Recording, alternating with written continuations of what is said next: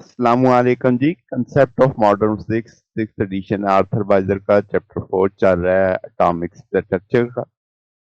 Practical laser हमारा पास topic है। इसमें दो तरह की लेजर हम देखेंगे, ruby laser, helium neon laser. दोनों की वर्किंग देखेंगे, दोनों का कंपैरिजन भी करेंगे एंड पे। तो रूबी लेजर क्या है? ये फर्स्ट सक्सेसफुल लेजर मानी जाती है जो कि क्रिस्टल बना था, एल्यूमिनियम ऑक्साइड को डोप किया गया था क्रोमियम आयंस के अंदर। ठीक है, यानी दो मटेरियल्स हो गए, एल्यूमिनियम ऑक्साइड के साथ डोपिंग हुई है क्रोमियम की। अब क्रोमियम आयन की जो मेटास्टेबल स्टेट है उसकी लाइफ टाइम सिर्फ 0.003 सेकेंड है। अब इसमें क्या किया जाता है, जिनॉन फ्लैश लैंप इस्तेमाल किया जाता है जो एक्साइट करता है क्रोमियम आयन को हायर एनर्जी स्टेट पे। ठीक है, यानी एक फ्लैश लैंप की मदद से हम इसे एक्साइटेड स्टेट पे पहुंचा देते हैं। फिर वहां से ये डिके करता है किस पे, मेटास्टेबल स्टेट पे। जैसे आप इस फिग में साथ में देख रहे हो रहे हैं कि ऑप्टिकल पंपिंग चल रही है। 550 नैनोमीटर की लाइट फेंकेंगे तो ये 2.25 की एनर्जी पे चला जाएगा। फिर आपके पास डिके करता है मेटास्टेबल पे, और इस वक्त उसकी एनर्जी कितनी होती है मेटास्टेबल पे, 1.79 इलेक्ट्रॉन वोल्ट।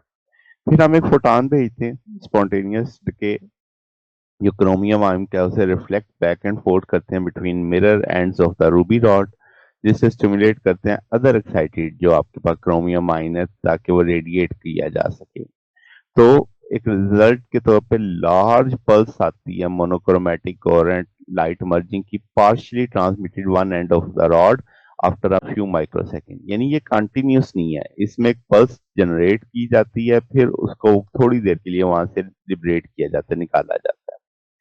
अब जो रॉड की लेंथ है वो प्रिसाइजली इंटीग्रल मल्टीपल होती है हाफ वेवलेंथ लॉन्ग, यानी कि आधी वेवलेंथ जितनी। इससे इंश्योर होता है कि जो रेडिएशन ट्रैप हुई हुई है फॉर्म, वो ऑप्टिकल स्टैंडिंग वेव बन जाती है।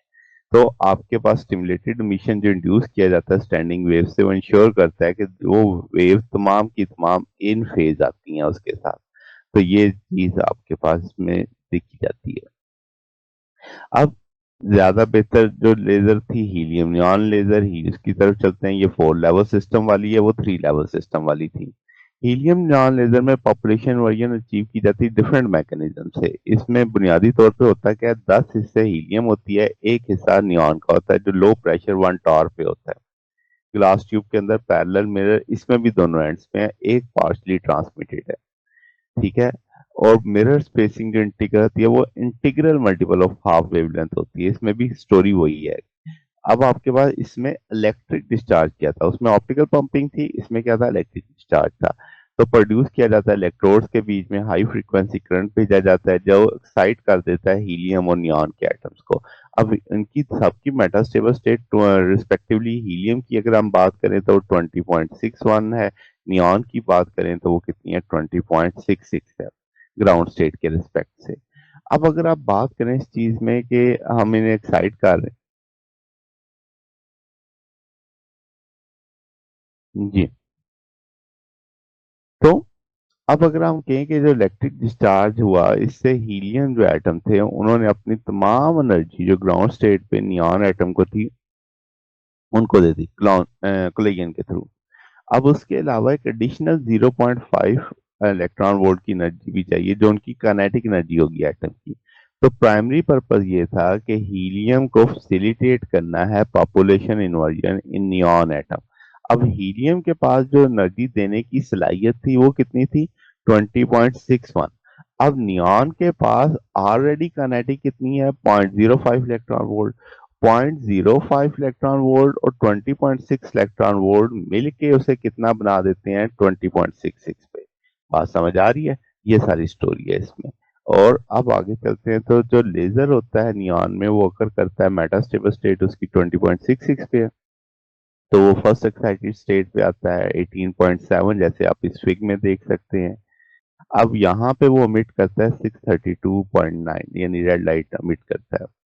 अब एक और फोटॉन स्पॉन्टेनियसली इमिटेड जो होता है, सब्सिक्वेंट ट्रांजिशन होता है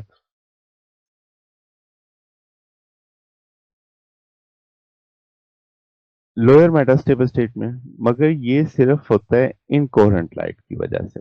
तो हम कहेंगे रिमेनिंग एक्साइटेशन एनर्जी वो डेसिपेट हो जाती है collision with the tube of wall. समझ रहे हैं बात को?